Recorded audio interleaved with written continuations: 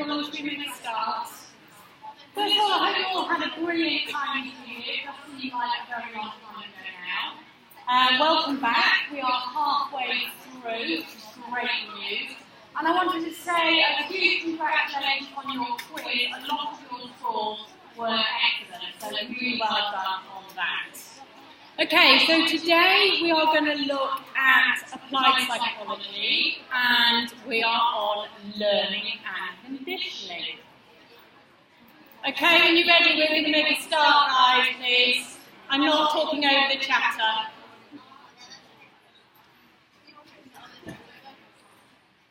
Thank you. Right, a lot of our behaviour is unlearned, and we've talked a lot in Lecture 2 about unlearned behaviours, reflexes, and our instincts. Look, guys, I am not talking over you. If you don't want to be here, you can leave, that's fine. I can't shout today, I've got a really sore throat. Thank you. Okay, so a lot of our behaviours are unlearned.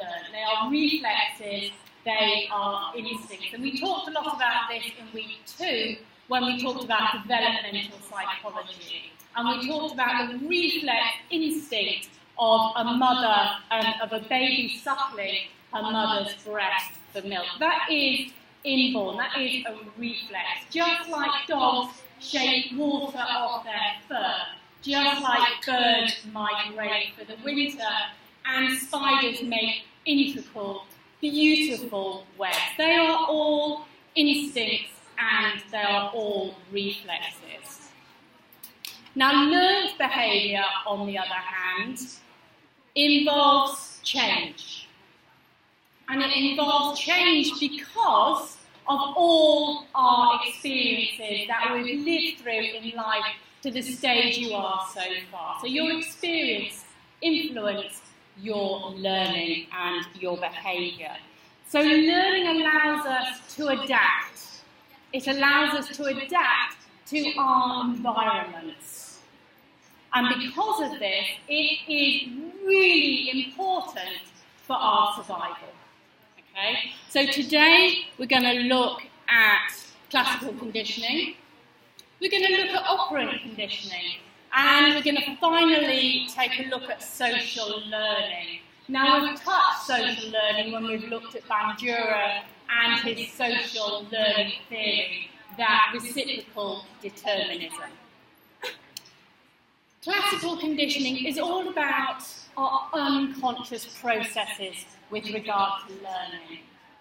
Operant conditioning is to do with our conscious processes when we're talking about learning. And social learning theory brings that together. It's about our conscious and our unconscious learning processes. And it's about how our changes in behaviour are shaped not just through our experiences, but also through our thoughts and our knowledge, which influence our behaviours. So we're going to go through all of this today. So learning, how would you define learning? It's one of those things that you know what it is, but it's really difficult to depict. So learning is, well, it's when we learn something. Learning is how you learn to do something. It's really difficult to define. But psychologists have defined it as a relatively permanent change in behaviour or potential behaviour due to our experiences. Now, each time you learn something new, it produces this relatively permanent change in your behaviour. It is not temporary. It's not like being ill. It's not like being drunk. Okay? It's a relatively permanent change in your behaviour. When you've learned to ride a bike, you don't forget to ride a bike. Okay? You might be a bit rusty, but you don't forget how to do it. Those neural networks are still there. So it's all about our experiences that we've had throughout our lifetime. It is not about our genetics. So learning is a relatively permanent change in our behaviour due to our experiences. Now, we've talked a lot about behaviourism, being a specific perspective within psychology. And we know that behaviourism emphasises these observable behaviours, these measurable behaviours, and it is to do with our environment. Now, Watson, who is a very famous psychologist and a behaviourist, very famously said, "Give me a dozen healthy infants, well-formed, and with my own specific world to bring them up in, and he would make them into a teacher. He would make them into a doctor, but he could also make them into a beggarman or a thief." It was all about learning through association, and this we call conditioning. It's a kind of learning that involves the association between our environmental stimulus and the responses in that organism. And this is what we are going to go through now. And he coined the phrase, Ivan Pavlov, who was a Russian psychologist, coined the phrase classical conditioning. And he was really interested in the digestive system of dogs. And he did some really horrible experiments, cutting the cheeks of dogs and looking at how much they salivated when food was put in their mouths. But what he identified was something a lot more than just the innate amount of salivation that was produced. He identified that learning was occurring in these dogs. Okay, let's look at our first video.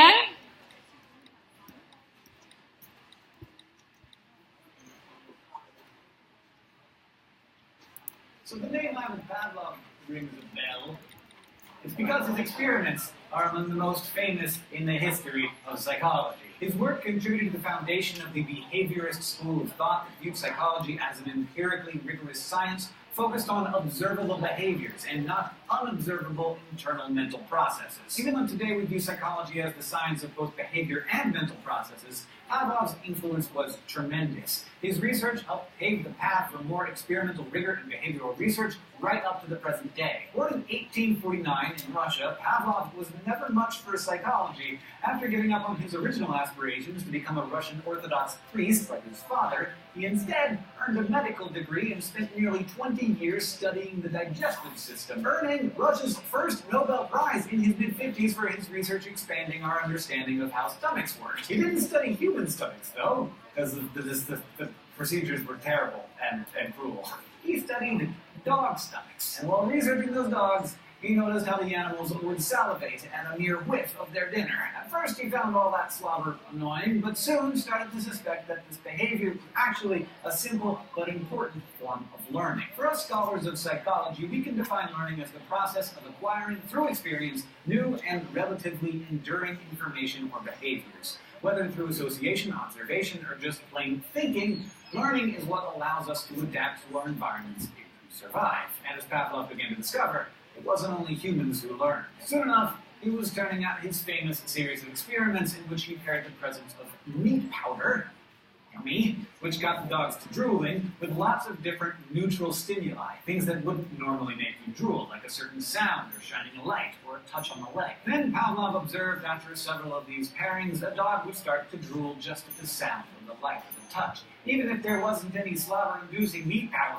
around. Animals, he found, can exhibit associative learning. That's when a subject links certain events, behaviors, or stimuli together in the process of conditioning. This may be the most elemental, basic form of learning a brain can do, but that doesn't mean that the processes behind conditioning are or ever were obvious, or for that matter, simple. In fact, the research that's gone into how we're conditioned by our environments has helped shape the science of psychology from a still kind of subjective thought exercise into the more rigorous discipline we know today. And it starred some of psychology's most notable and often controversial figures, including Pavlov, B.F. Skinner, and that guy who trained kids to be terrified of furry animals.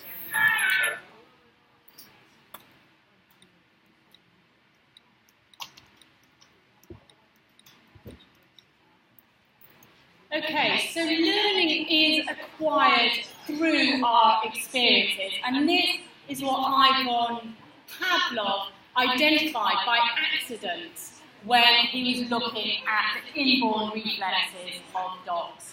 Classical conditioning is that association of something that is neutral that becomes something that is associated with the stimuli. So Pavlov's research was looking at quite nasty experiments. I did say that some psychologists are quite interesting in the way that they've got away with doing these experiments. This experiment was really quite harsh to the poor dogs. He was looking at the amount of saliva that was produced when the dog ate. And he found that this involuntary reflex response in this salivation, when the meat was put into the mouth, the dog had this inborn, natural, involuntary reflex to salivate. Now, he also noticed that the dog started to salivate before the food was placed in the dog's mouth. So before the food was placed in the dog's mouth. So this means that the dog was anticipating the food, and therefore he had learned through association. And this is what we call classical conditioning. The definition in psychology is the process by which a previously neutral stimuli acquires the capacity to elicit, to bring forward, if you will, the response through association with a stimulus that already elicits a similar response. So we're talking about something that is quite a neutral stimuli that has no association originally, but then can be paired through association to bring forward a particular response. So we can break this down into different stages. Now, first of all, in classical conditioning, you need what is called an unconditioned stimulus. And this is something that occurs quite naturally, okay? An unconditioned stimulus. In Pavlov's experiment, the unconditioned stimulus was the food. The unconditioned stimulus was what was placed in the mouth. And this elicits, this brings forward this unconditioned response. It is reflective, it is involuntary. And in this case, in Pavlov's experiment, it was the salivation. So something is naturally from meat being placed in the mouth was the conditioned stimuli that brought forward this unconditioned response to salivation. It could be something as natural as somebody going to kick you and you flinching. So the kick would be the conditioned stimuli, you flinching would be the unconditioned response. Okay, both very natural, both unlearnt. So we could have food as the unconditioned stimuli, the salivation as the unconditioned response. We could have somebody kicking you and you flinching as the unconditioned response. All before conditioning takes place, all before learning occurs. This is where it gets interesting. Okay? So we have this conditioned stimuli. Something that started off quite neutral at the start of the conditioning process that has not normally produced this unconditioned response. Yet through repeated associations, we can trigger off a very similar response to the unconditioned stimuli. So this association refers to what we call pairing, or linking this conditioned stimuli to the first stimuli.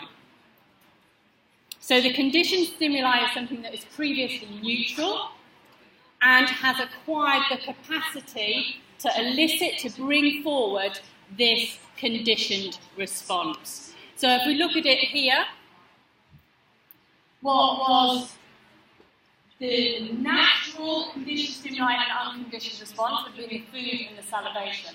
And we are now associating something that is quite neutral, the ringing of the bell. We've paired it, associated it with the food, and we can therefore elicit, we can bring forward this conditioned response. And that is what the end result is, this conditioned response. It is that learning, okay? It's the learned response that is produced by this conditioned stimuli. It occurs after lots of pairing and lots of association. The behaviour involved in the conditioned response is very similar to that of the unconditioned response, but it is only triggered by the conditioned stimuli alone. And if we look at this in the pictures, you can see that you don't need the food anymore to bring about, to elicit this conditioned response of salivation. You just have to have this conditioned stimuli. So through association, through pairing, we have a learned behaviour. So if we put it all together, classical conditioning, before, during and after. So before, you could ring a bell and it would have absolutely no effect on the dog. There would be no salivation. But food would make the dog salivate. That is a natural association. By pairing the bell and the food, many times we create this association. A conditioned stimulus and an unconditioned stimulus. Pair them together and we get a conditioned response. Okay? And that is what happens after learning takes place. I'm going to just watch this in action.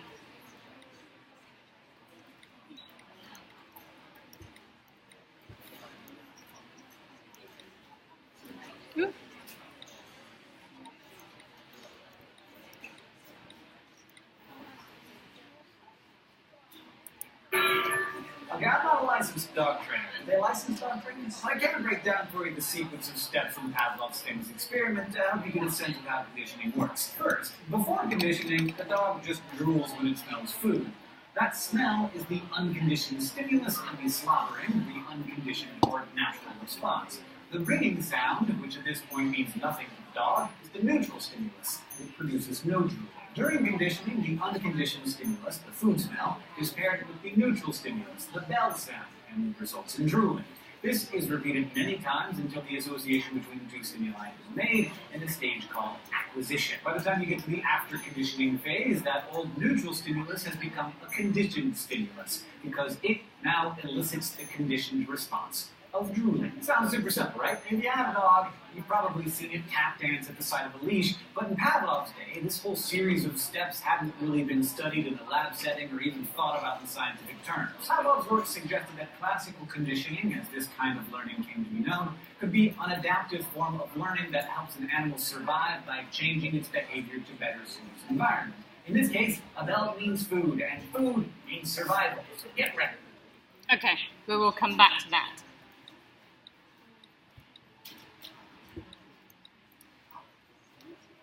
Okay, so what is the best way in which we can pair the conditioned stimuli and the unconditioned stimuli to create the best form of learning? Well, there's 3 different ways in which you can do it. Simultaneous conditioning, short delay conditioning, and what we call trace conditioning. Now, simultaneous conditioning is when you put forward the conditioned stimuli and the unconditioned stimuli at exactly the same time. Okay, so you put the food and the dish down for the dog at exactly the same time. For short delayed conditioning, there is a delay of half a second. Okay, so there's a bit of anticipation there. And then for trace conditioning to work, your brain needs to form a mental representation of the conditioned stimuli after it has ended. So the easiest of this and the best one for learning, and if you've got any ideas, the best one for learning is actually the short delay conditioning because you are anticipating an event. If somebody smells food, then they are more likely to expect this food to come, and we have this pairing of the conditioned stimuli and the unconditioned stimuli. As I said, it's very, very brief, but it's about half a second. And this makes all the difference when we're learning, because it's about anticipation. But conditioning does not last forever, okay? After conditioning, if you are not pairing your conditioned stimuli, you're not going to elicit this conditioned response. It would have been what we call extinguished, or what we call weakened. And you can see here in the trials, the more you have pairing, the better your conditioned response is going to be. The weaker the trials, because you're not pairing, you are going to extinguish this conditioned response. You're not going to get the same response because you're not pairing the stimuli.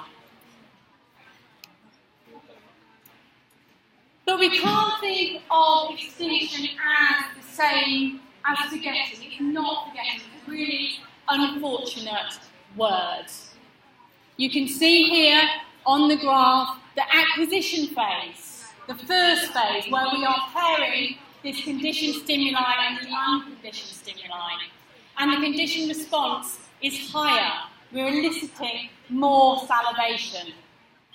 If we don't then pair it and we just give the bowl alone, we don't get a conditioned response of the salivation. You don't pair it with the food. You're not going to get that response of the salivation. So the conditioned response gets less and less. But we can have what is called this spontaneous recovery. It's when, after a while, you will do what is asked of you to do because you have associated it. This is not forgetting, okay? And we will actually come back to this in a minute. Now this is wonderful, this higher ordered conditioning. It's when you pair a really strong conditioned stimuli with something that is very neutral. So you've already paired your neutral stimuli with your conditioned stimuli to make it conditioned. So the bowl alone is conditioned now because it's been paired, it's been associated with the food to have the response of the salivation. And because it's so strong, you can then pair it with a light bulb. Another very neutral stimuli, but you can make that neutral stimuli respond in salivation. So if the dog saw a light bulb come on, because of the association, they would then salivate. Okay, so it's a really strong form of learning. And this is quite interesting when we come to think about things like prejudice. Okay? Linking words with feelings. You say birthday, you have that feeling, that learned feeling of positivity. And this is a lot when we talk about advertising later, how we can learn through advertising. Now again, I've got a video that demonstrates quite nicely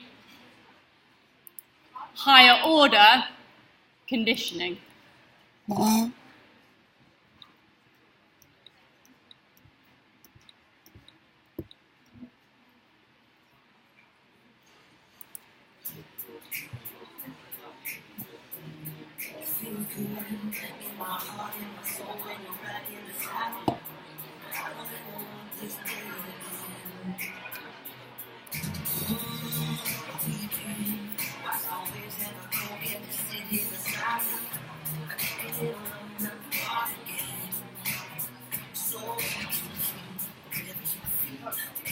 So we're talking about a can of Coke opening, the unconditioned stimuli and the unconditioned response.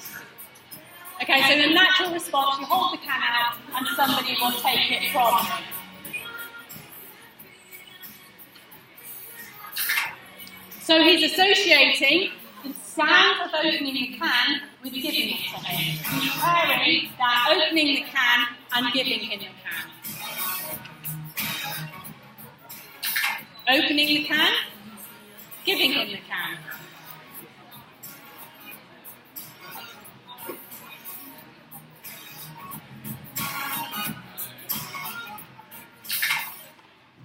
Okay, just on opening his hand, he will put his hand out. He has learned, okay? He has learned behaviour. Okay, now we go on to the higher order conditioning.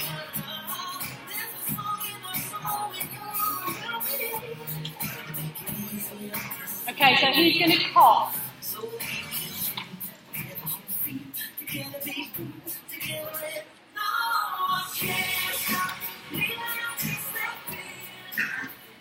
Okay, so he's clearing the cough and opening the can.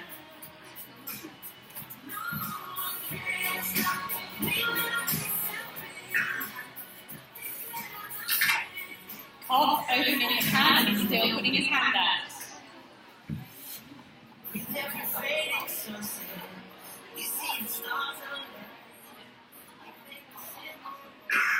Okay, just the cough alone, he still puts his hand out. So he's training him, he's taught him through association and pairing.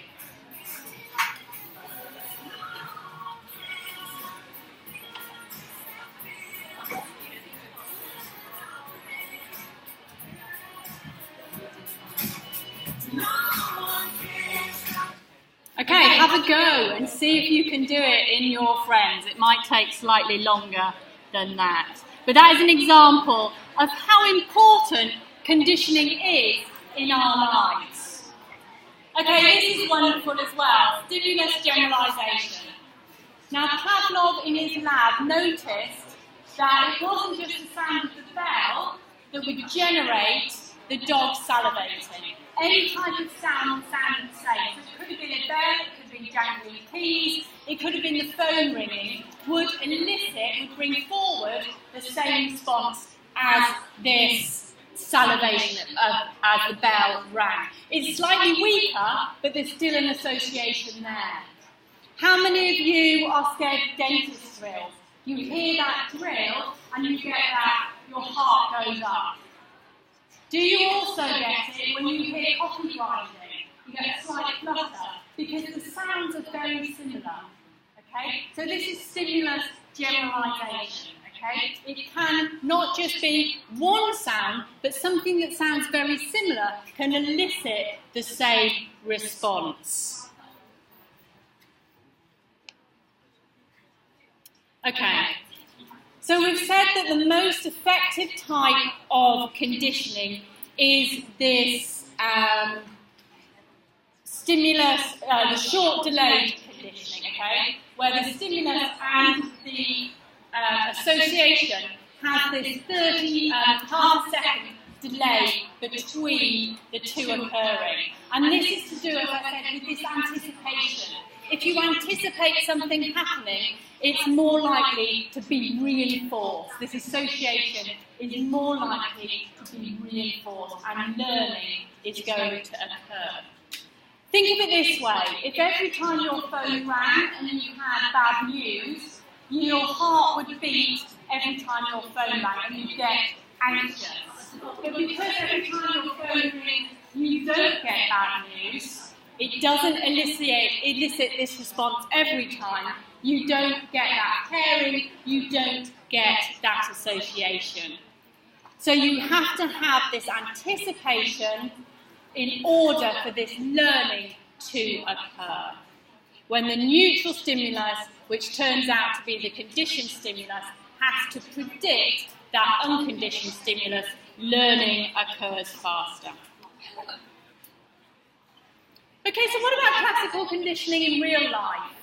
How many of you have phobias? How many of you have taste aversions? Okay, and what about those individuals who are dependent on drugs? This all comes about because of classical conditioning and our learned behaviour through our associations. Classical conditioning plays a huge role in our emotions. It's about our people, the events, and the places, and our responses in our behaviour to those. Positive emotions can be classically conditioned if we see in advertising. Okay? It makes us feel good, we want to go and buy it. Okay, so classical conditioning has a real effect on our positive emotions because it makes that product far more appealing. Let's see.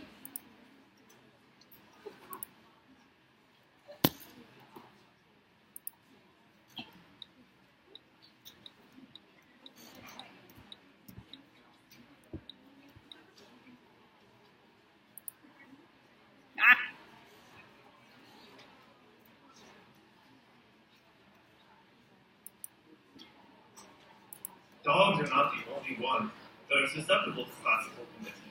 In fact, humans are very, very much. So yeah, humans are very susceptible to classical conditioning. All the time, more so than you may realize, especially when it comes to advertising. If you think about it, most advertising is characterized by classical conditioning. What ad agents do and marketers do is they try to create feelings of like positive emotional responses with their product. So what they'll do is they'll place actors or certain activities like sports or aesthetics, a beautiful environment, maybe even concepts like patriotism or family values. They place those things in front of you to elicit the positive emotional response out of you, and then they put it right next to their product. And the idea is that after seeing that commercial, these two things, which were completely unrelated, start to become associated in your mind. So when you're at the grocery store and you're walking down, I don't know, the deodorant aisle or the personal care aisle or whatever, and you see Old Spice, well, naturally, you're going to think of the Old Spice campaign. We got the shirtless man on a horse with diamonds, vacation, all perfect. And that video went viral a couple of years ago. So adverts can go viral and they make us feel good. There's that positive association with them. We want to buy that product because it makes us feel good. But also it can have a negative effect as well. Now I've mentioned it before, psychologists do some horrible things, and actually this psychologist, Watson, is no longer a psychologist at all, and he is now in advertising. And because of this particular study, we have far stricter ethical rules. But classical conditioning, he used classical conditioning to elicit fear in a little boy who was only 11 months old. He heard the loud noise that the little boy was already unconditioned stimuli would make him scared, brought out that fear in him, and he paired it with a rat, the conditioned stimuli. Okay? This poor little boy then had this stimulus generalisation to all sorts of other animals and other things through this classical conditioning. Now we're going to watch the video here. It is an old video, but it is the actual experiment that they did with this little 11-month-old baby to make him scared of rats and other white animals. So this is the baby here. Early part of the 20th century, psychologists John Watson and Rosalie Rayner set out to teach a baby boy called Little Albert so you can see to he's steal white not scared rats of the using the monkey principle there. of classical conditioning. This is a film of their work. The film shows several phases of their study. First, as you see here, the investigators demonstrated that prior to conditioning, Little Albert had no fears of any animals, including, of course, white rats. So no fear of the dog, no fear of the monkey, quite happy to be sat there.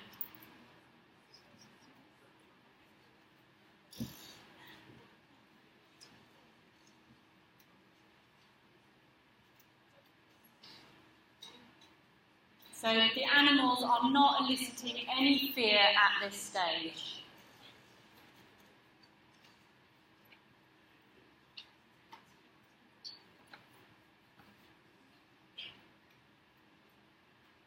Even with the white rat, not particularly worried about it, we'll let it run around. quite happy with it.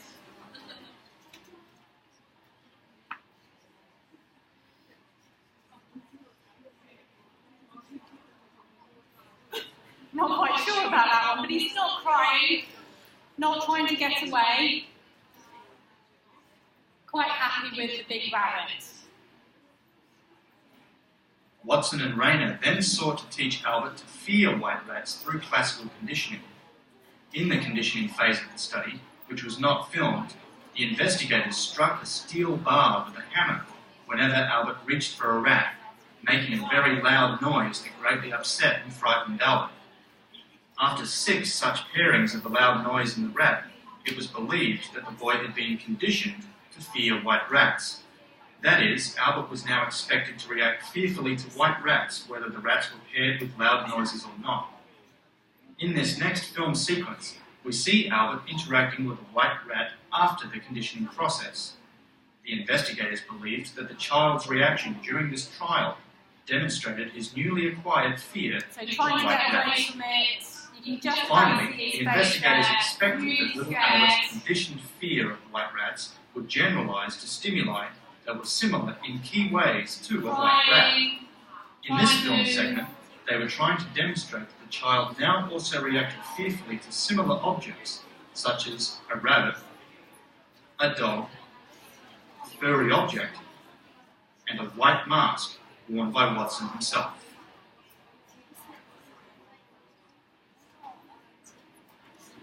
So stimulus generalisation to other animals as well.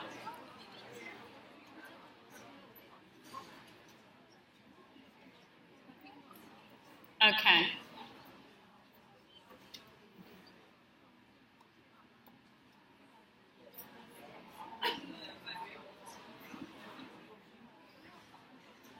Okay, I'll leave it there. He is now no longer a psychologist and is working in advertising. And after these experiments, there was a lot of questions about the ethics of what he was doing. But you can condition humans to fear all sorts of things through this association, through this pairing of the conditioned stimuli to elicit a conditioned response. But there is some good news. We can reverse this conditioning, and we can call it counter-conditioning. And we'll talk more about this in our last lecture when we talk about disorders and therapies. But we know that an unconditioned stimuli of milk is quite naturally associated with the unconditioned stimuli response of feeling good. When we have little cookies, we feel good. Okay? The conditioned stimuli, this poor little boy didn't like rabbits. Okay? The conditioned stimuli he didn't like rabbits. He learned somewhere somehow to not like rabbits, and his conditioned response was fear and anxiety. Now, through pairing the conditioned stimuli and the unconditioned stimuli, you can teach Peter to actually like rabbits again. Okay, so the conditioned stimuli elicits, brings forward this new conditioned response. Now, the way in which you pair this is obviously quite important, because you don't want to then form an association of Peter, the little boy, not liking milk and cookies. So you have to do it slowly in what we call systematic desensitization. So you bring the rabbit closer and closer to the milk in stages. And this is very important when we talk about dealing with phobias and the treatment of phobias. Behaviourism plays a huge role. We also know, and there's some new research out there, that the amygdala plays a big role in fear. We know that part of the brain. And we also know about neurotransmitters as well, and how glutamate can prevent us from being scared. So if we can pair this systematic desensitization along with drugs, neurotransmitters, we can help eliminate phobias and fears within ourselves, in the human and also within the rat population. Now, interestingly enough, experimenters do really weird things. I thought this was quite interesting. Slugs. Nobody likes a slug. And who knew they actually like the smell of carrots? I didn't know they like the smell of carrots. There you go. But we all know they dislike the bitter tasting chemicals of those slug pellets. Now you compare the carrots with the bitter tasting smell of the chemical, and the result is that the slugs don't like the smell of carrots anymore. Okay, you can teach them, and they will learn not to like the smell of the carrots. We can also higher order condition this, and so you can associate the smell of the carrots with the smell of the potato, and the slug then doesn't like the smell of potatoes. When you've got nothing else better to do with your time, you can do some research like this. Also, I'm sure a few of you have had this before, taste aversion, when you've had some form of stomach bug or food poisoning, and afterwards you don't like eating what you had eaten before you are ill. I have a bit of cheese, I don't like eating cheese, it still makes me feel nauseous after I had a stomach upset. We dislike food after eating it and then fall ill, even when the two events can be also unrelated. You could have had strawberries and then just been ill, been sick, but you can still have that taste aversion to strawberries. You can condition yourself to not like that particular food. And you do this a lot when people are dependent on alcohol. You can do this taste aversion, make them feel very sick when they have alcohol, so they don't want it anymore. And also for you guys, medical treatments. Okay, we can greatly generalise the associations within hospital environments, and this is quite important for your patients, particularly when we're talking about cancer patients. The unconditioned stimuli of the treatment room can cause a conditioned response of feeling unpleasant and nauseous when you walk in because it's been associated with feeling ill.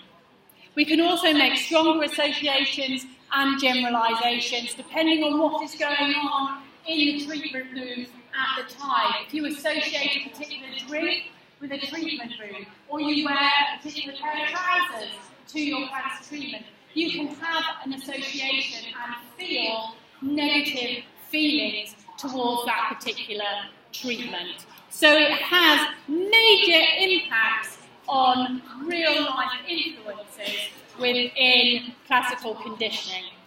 Now, this is a video that... Right, we're going to go on to operant conditioning now.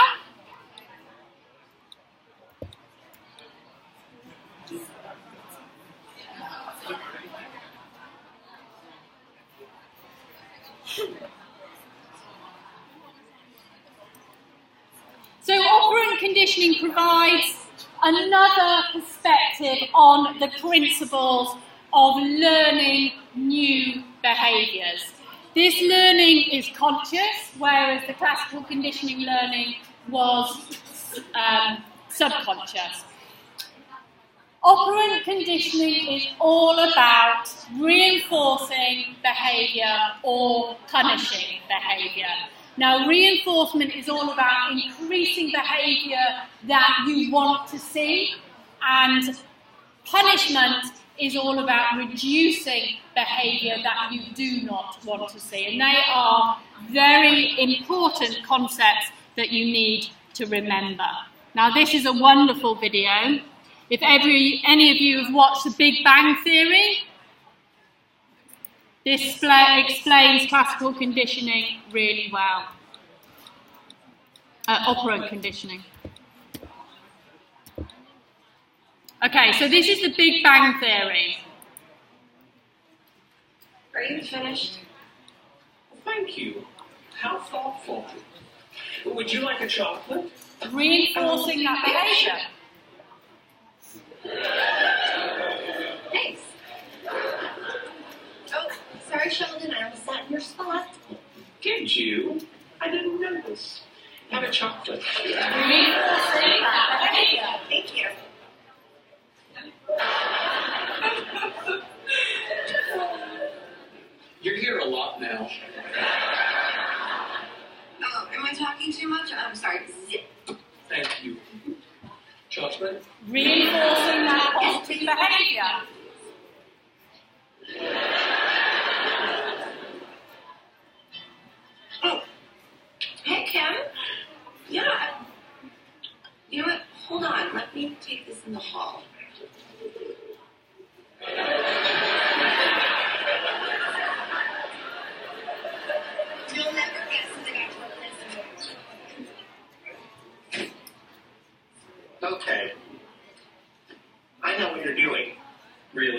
Yes. You're using chocolates as positive reinforcement for what you consider correct behavior. Very good.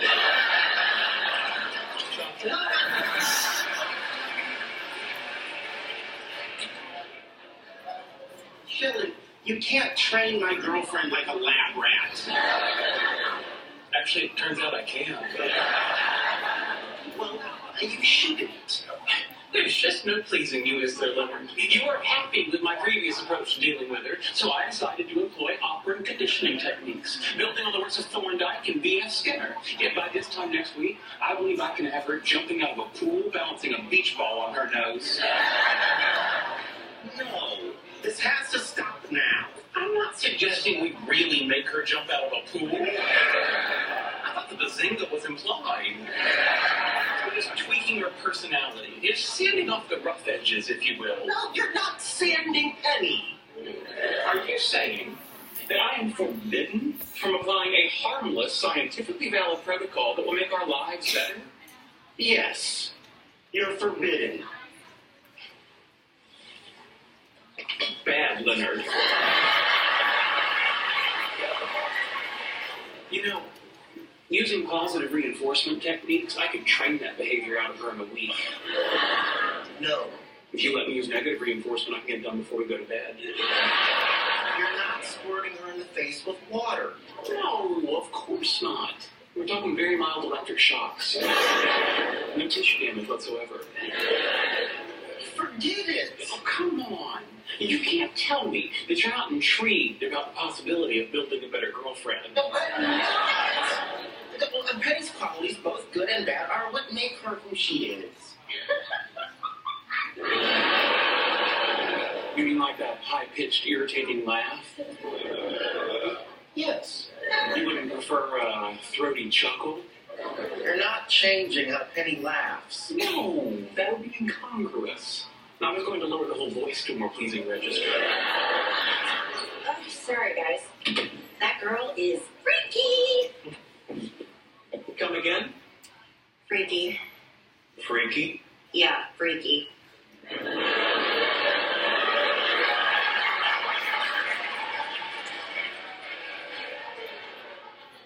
Have a chocolate. Thank you. I'm going to make some warm milk and then turn in. I trust if you two are planning on engaging in amorous activities, you'll keep the decibel level to a minimum. Of course. Thank you. They're so good. Unbelievable. Okay, and we will leave it there.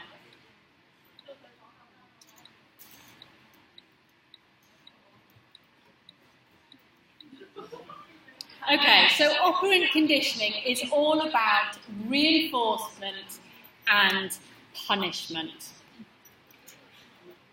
Now, we've talked about Watson and his experiment with poor old little Albert and his fear of rats and animals.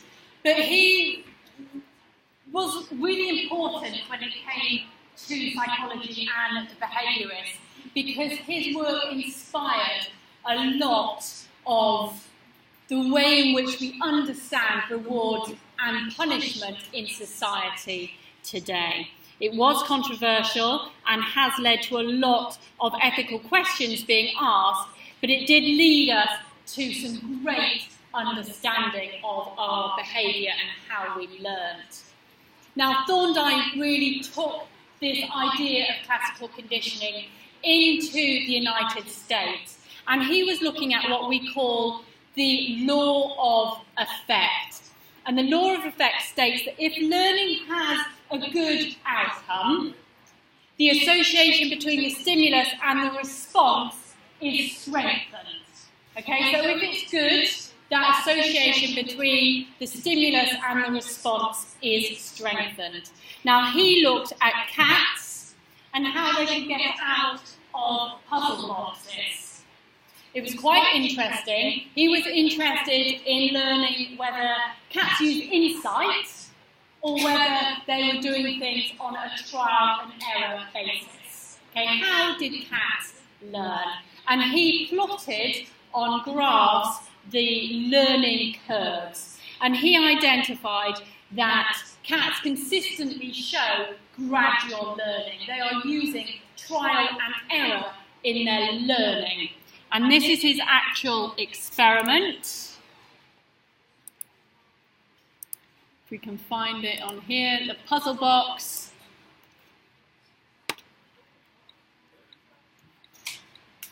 So he actually built these puzzle boxes.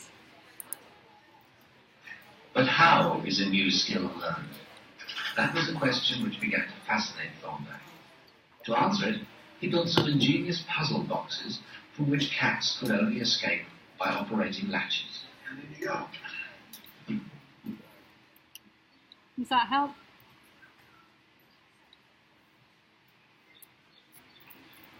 So what were they doing to escape? What was their learning? The cat appears to be very clever in engineering its escape, solving the problem with a deftly placed paw and a push of its nose.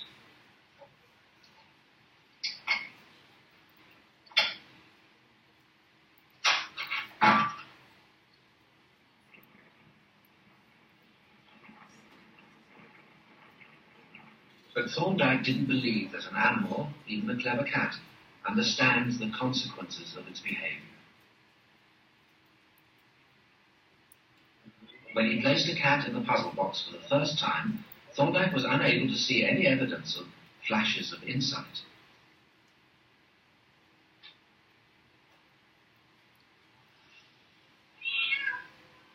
The successful actions appeared first by chance. He proved that the apparent cleverness arose by trial and error, and used graphs to measure the rate of learning.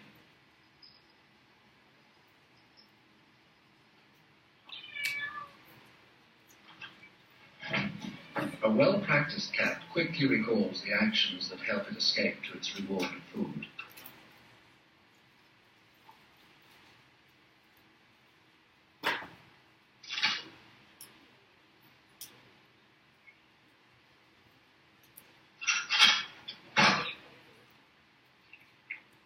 If an action brings a reward, Thorndike believed that that action becomes stamped into the mind.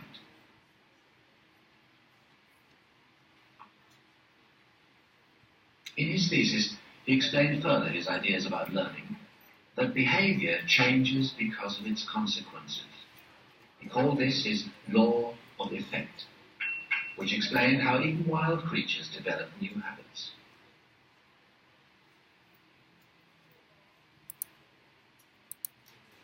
Okay, so the law of effect, all about how we create new habits and behaviours when we are reinforced for our good behaviours. Now, you've all heard of B.F. Skinner, hopefully, the famous psychologist who was a behaviourist, and he really elaborated on these principles of law and effect. And he came up with an approach we call radical behaviourism. And it was focused on this classical conditioning, but was about the reinforcement of behaviours. And he looked at particularly pigeons in what we now call a Skinner box, and looked at how they learned when they were given rewards, such as food, or when they were given electric shocks, such as punishments. And we can see here on the box, it was a chamber, and there were reinforcers of, you can see, the food and the water when the animal made a desired response. And there were also punishers, an electric shock when the animal made an undesired response. Now, when the animal was looking round and sniffing round, he accidentally pressed the lever for food, and then pressed it again and again and again. He was learning and reinforcing that behaviour. You press the lever, you get the food. Now, the Skinner box became a really important tool in our understanding of learning, because it was in a controlled environment, and it did contribute greatly to our understanding of the effects of reinforcement and punishment. So within operant conditioning, the key processes are all about understanding how something is more likely to happen and how to reduce that behaviour. So it's all about the consequences. The two key terms that you need to learn are reinforcement, which if you give something a reward, the response is more likely to occur. So reinforcement is all about increasing the likelihood of a behaviour, whereas punishment, if you scold somebody, it's about reducing that behaviour so it doesn't happen again. It gets that behaviour less likely to happen. So reinforcement strengthens the response, makes it more likely to happen, and this is about rewards. And it's got to be preceding that particular behaviour. The same with punishment, it's all about reducing that behaviour so it is less likely to occur. And it is a punisher because it is an unpleasant consequence. Now, the way in which this starts is the acquisition. This is the initial learning phase. Now, hopefully you've learned that you can acquire marks simply by attaining the lectures. And your reinforcement is that you're more likely to attend because the consequence is you gain your marks. We can also use what we call shaping. Now, shaping is really good for training animals that don't spontaneously when the behaviour doesn't spontaneously occur. Shaping is this gradual strategy for reinforcement over time, and this leads to our desired behaviour. But it is gradual. So in this example here, the gradual strategy leads to the desired response through use of what we call positive reinforcement. So Lisa wants to teach her dog Rover to bring her the TV remote control. So firstly, she places the remote control in Rover's mouth, and then she sits down in her favourite chair to watch her TV programme. Now initially, Rover doesn't know what he's supposed to do with the remote control, so he just drops it on the floor. So Lisa teaches him through this process of shaping that she praises him every time he accidentally walks towards her before he drops that remote control. Okay? So reinforcing that positive behaviour. He likes the praise, so he does it again. Okay? Reinforcing that positive behaviour.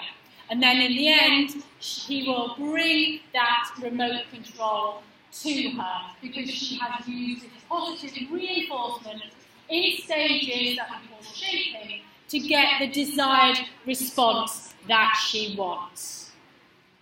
So positive reinforcement, but we can also have what we call negative reinforcement. Positive reinforcement is all... Positive reinforcement or reinforcement is all about increasing the desired response. Positive reinforcement is all about getting a sticker or a reward. So you leave the lecture today and give yourself a reward of a Starbucks. Okay? Positive reinforcement.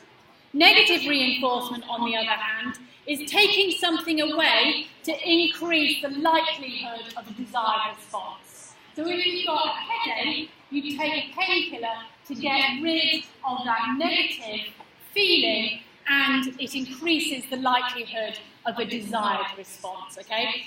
Negative reinforcement is quite difficult to understand. It's about taking something away that increases our desired response. So say you're walking along a very hot beach and you've got pain in your feet because it's so hot. If you go and then stand in the water, you've taken away that negativity to increase your desired response.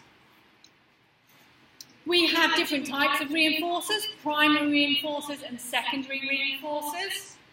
Now, these are powerful, but they can be ineffective. If you're already had a couple of glasses of water, me giving you another glass of water is not really going to reinforce that behaviour. So we can look at secondary reinforcers to be sort of more thorough in forming associations of reinforcement.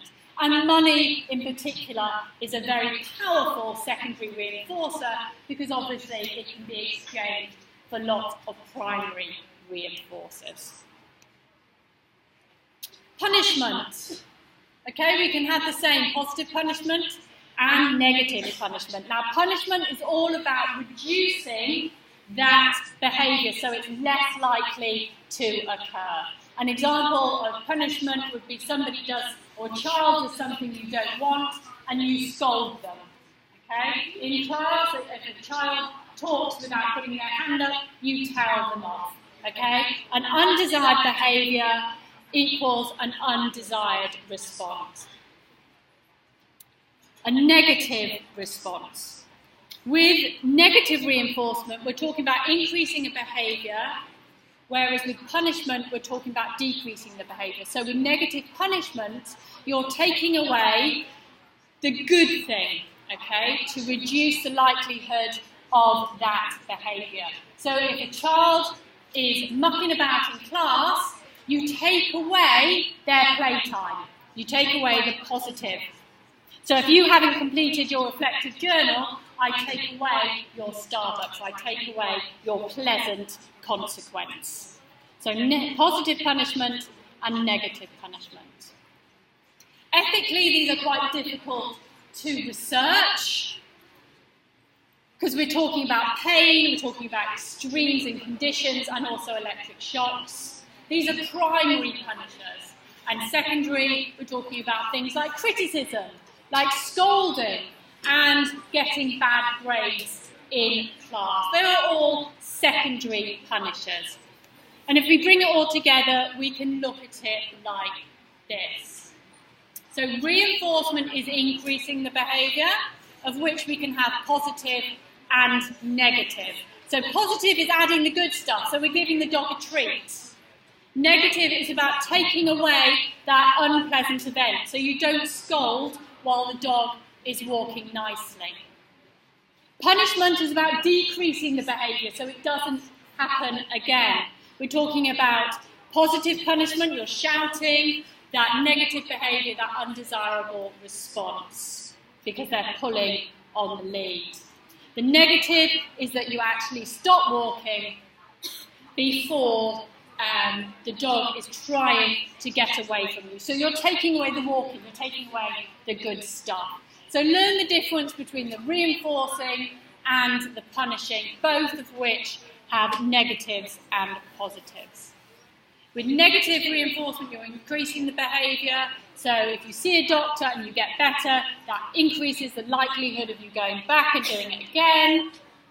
With punishment, you are decreasing that behaviour. Okay? If you shout at one of you guys, being a nurse, you're not allowed to see visitors. Okay? And that decreases the likelihood that you will do that again. Okay, the principles of operant conditioning, very similar to classical conditioning. Now, extinction. We talked about this before in classical conditioning. This is where your point comes up. If you go to a vending machine and you put in a couple of dollars and you don't get your can of Coke, you might then go to the vending machine again, put in a couple of dollars, and if you still don't get your can of Coke, you might walk away. That behaviour is not being reinforced. You're not getting your can of Coke. But the next day you might go back to the vending machine and try again. Okay, the spontaneous recovery. You think it might happen again. But after a while you realise that the vending machine isn't working, so it decreases your likelihood that you are going to exhibit that behaviour. We have the stimulus generalisation. We've seen it before. We talked about it before. If you peck at a circle, you'd also peck at an oval. But stimulus discrimination is quite interesting. You can get people to do exactly what you want. You can get the pigeon to peck only at the circle and not at the oval. And we see this in everyday life with humans. Okay, discriminative stimulus. We only open the door when the doorbell rings. We only pick up our phone when it beeps. Okay, so we learn particular signals have particular responses. And this is particularly important in everyday life for us humans. So, schedules. When is the best way to reinforce behaviour? When reinforcement schedules should influence the likelihood of this desired behaviour? Well, there are two major types, continuous and partial. Now, continuous reinforcement is very important when you are extinguishing a behaviour. Okay? It's when you reinforce every time a behaviour occurs. Partial reinforcement, or this intermittent reinforcement, is when you're only reinforcing a few behaviours and not all behaviours. And there are four possible varieties of this: ratio schedules and interval schedules, both of which can be fixed or they can be variables. Okay, examples. So reinforcement of a ratio is based on certain responses. Interval is all about time of interval. So a fixed ratio schedule would be a salesman getting a bonus after he sells with every 3 products. So it's fixed, but there's also a ratio involved. It's fixed because it's every 3 products. But you don't know when he's going to sell those products. The variable ratio is winning a game when you get 6 on a dice. You know you need a 6 to win, but you don't know when you're going to win it. Let's try this one. Okay, the fixed interval schedule is getting your yearly bonus or when you get your pay packet. Okay, it's fixed at a particular time and set at a particular monthly, yearly interval. And your variable interval schedule is all about reinforcement that happens at a variable amount of time. So it could be that you will get a promotion, you just don't know when that is. You'll know you'll get likes, but it will be at different times. Okay? If you want to increase the behaviour, you need to use intermittent reinforcement to sustain that behaviour. If you reinforce every time and then you stop reinforcing, you're not going to have the same effect. If you had a hamster and it had a ball and it pushed the ball along with its nose and you reinforce it every time, if you stop reinforcing it, that behaviour will stop very, very quickly. But if you reinforce it only every other time, that behaviour continues quite for some time. However, if you want to get rid of response, you need to do it immediately. If you're toilet training your child, you need to do it immediately. If you want to get rid of your child's tantrums and their behaviours, every time they have a tantrum, if you give them a negative consequence, that behaviour is likely to not be reinforced and reduced.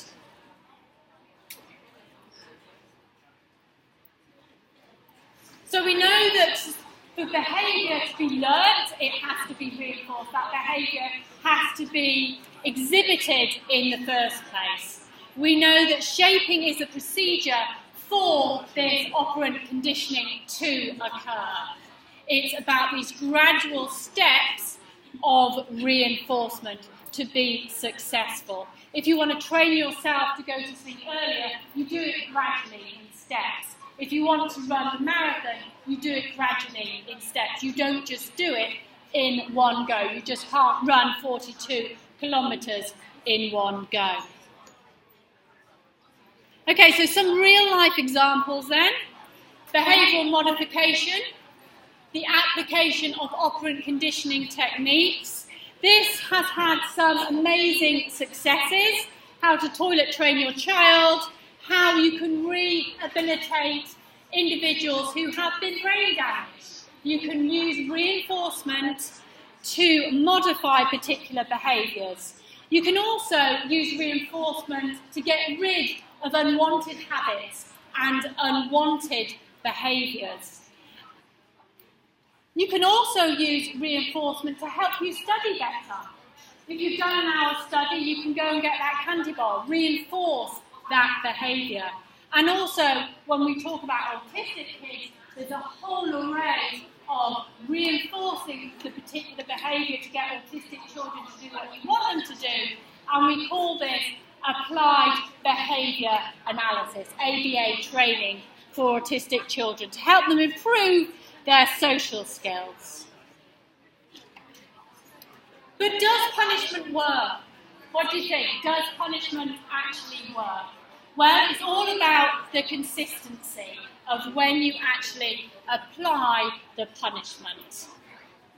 When lawbreakers do something and get away with their crimes, their behaviour is intermittently reinforced and therefore becomes resistant to extinction. Okay?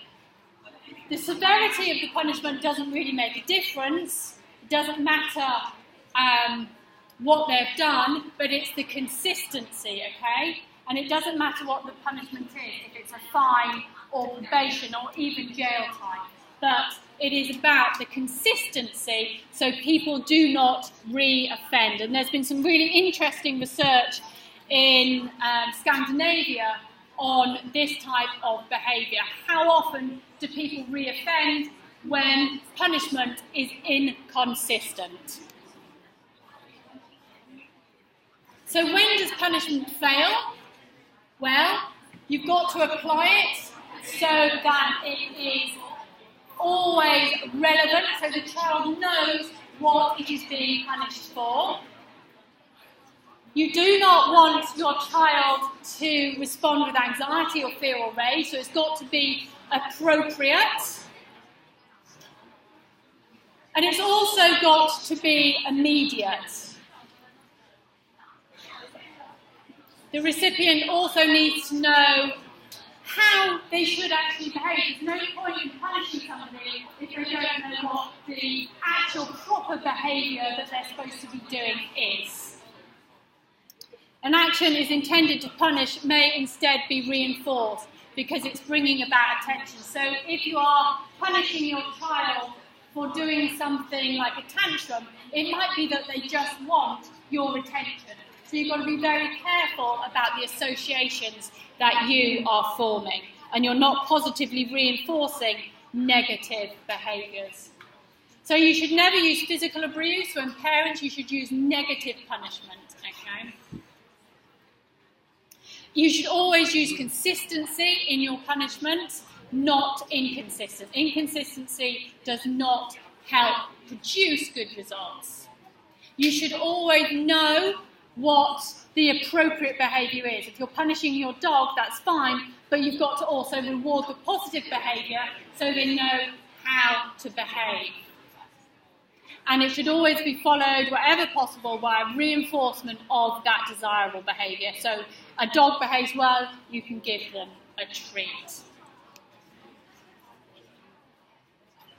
So, are rewards really a good thing?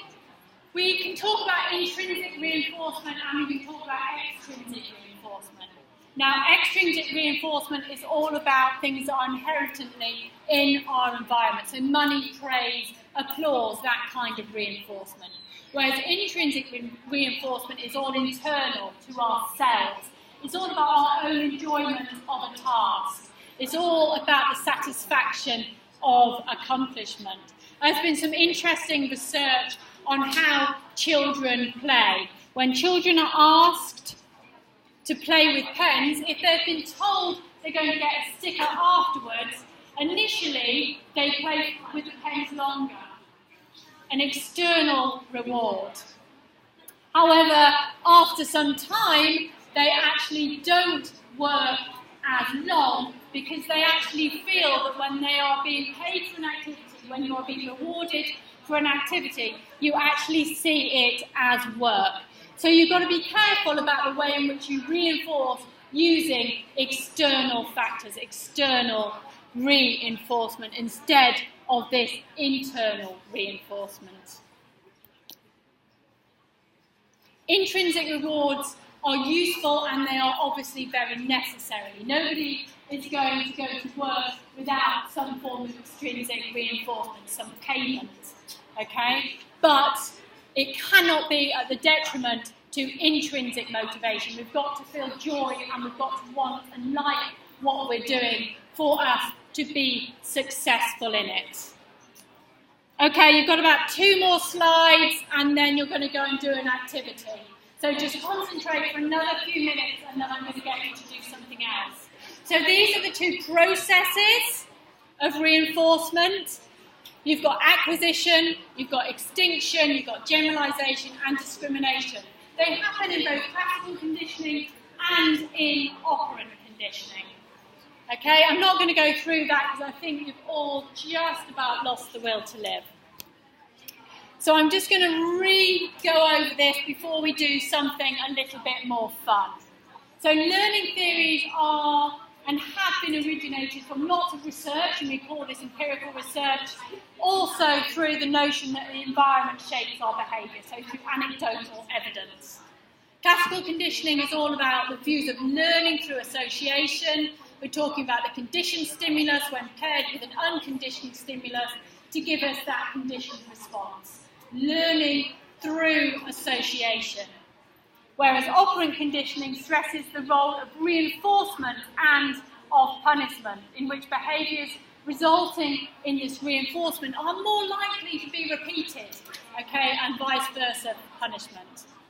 Now we're going to go on and do a little task I'm going to give you and set you to do, and then we're going to look at a very quick video, 5-minute video, on observational learning, social learning. Now we've talked about social learning before in our first lecture, when we talked about Bandura and the Bobo dolls. It's all about learning through observing individuals.